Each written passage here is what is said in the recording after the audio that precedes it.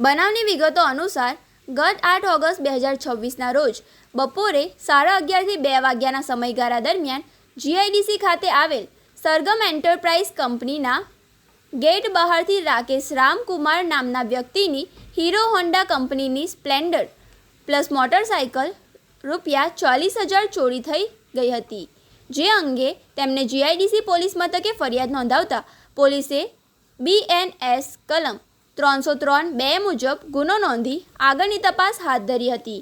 મિલકત સંબંધિત ગુનાઓ અટકાવવા માટે જીઆઈડીસી પોલીસ ઇન્સ્પેક્ટર CF ઠાકોરના માર્ગદર્શન હેઠળ સર્વેલન્સ ટીમ પેટ્રોલિંગમાં હતી. તે દરમિયાન ટેકનિકલ સર્વેલન્સ, CCTV ફૂટેજ અને ખાનગી બાતમીદારોની માહિતી મળી હતી કે એક ઈસમ સારંગપુર પાટિયા પાસે નંબર પ્લેટ વગરની શંકાસ્પદ બાઇક સાથે ઊભો છે.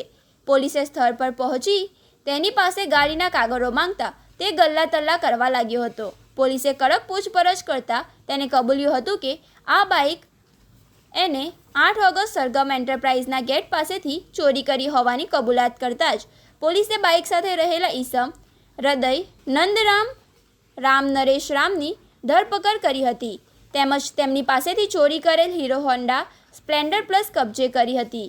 પોલીસે PSI KV રાઠોડ, SIA યુવગરાજસિંહ ભરતસંઘ તથા હેડ કોન્સ્ટેબલ જિજ્ઞેશભાઈ મોતીભાઈ સહિતના પોલીસ કર્મચારીઓ જોડાયા હતા.